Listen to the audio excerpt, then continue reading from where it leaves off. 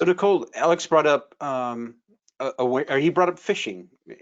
So I'm curious, is the hospital actively engaged in awareness campaigns as it relates to phishing or other cybersecurity issues for employees? Is that kind of a standard procedure around there? Or maybe it's something you've increased since March?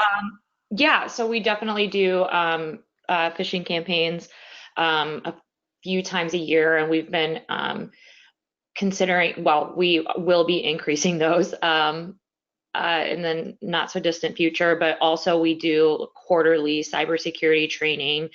And so we really, as a culture, we try to emphasize that cybersecurity is part of everyone's job, and people are trained on it starting day one at orientation, and we talk about setting secure passphrases and how it should be different. So we try to continually do that education from both the cybersecurity angle of it and of course the HIPAA angle of it, which is protecting that protected health information. So yeah, we definitely do those things, and I'm very popular for all of them. So yeah. So, and if you can't share this, I completely understand, Nicole, but have you seen that the hospital has been increasingly under attack from a cyber perspective, or an increase in the number of phishing attacks you've seen or anything like that? I would say it's stayed fairly consistent and it's consistently high. You know, the Unity Point had a breach a couple of years ago, and that was the result of, it was a 1.7 million patient information breach, and that was from a phishing attempt. They had got emails that said, it's time to change your password. So that's something I really emphasize incessantly with our end users is phishing, because then, you know, if it's a phishing attempt and then it results in ransomware, that's not the confidentiality, integrity, availability issue. That then becomes a patient safety issue, right?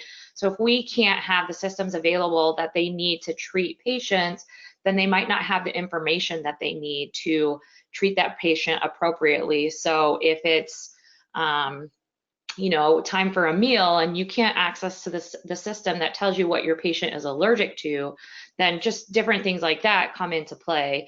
And so, yeah, that's the consistent struggle that we have. And, you know, of course, our executives are phished more than anyone, just like everybody else. But then, yeah, it becomes not only a financial and a data issue, but also that patient safety level that brings it up a notch. I know we're going to talk about what keeps us up at night at some point, and that's definitely the biggest thing that keeps me up at night is because of those things, it could result in injury to a patient.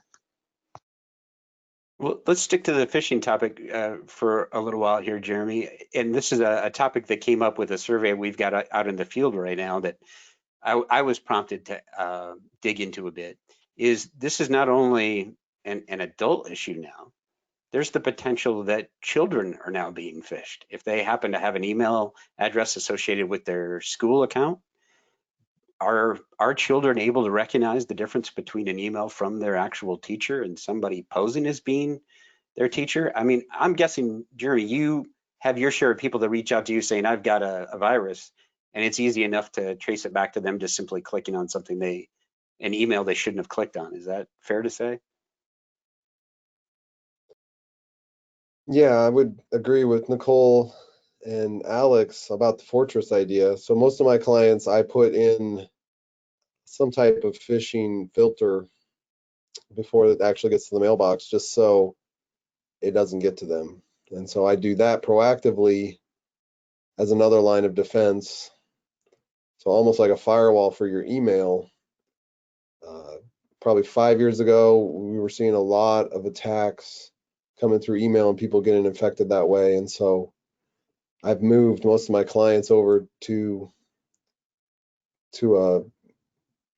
like a phishing filter or something like that. Even so, Microsoft, like Office 365 has its own filter and spam stuff, but I'll even use another one beyond that just to catch and filter things even more. But it's a good point that our kids are on their email all day and they are getting phished as well. We've got issues with with text-based phishing, we've got vishing now, right? Any number of flavors of it to be concerned about.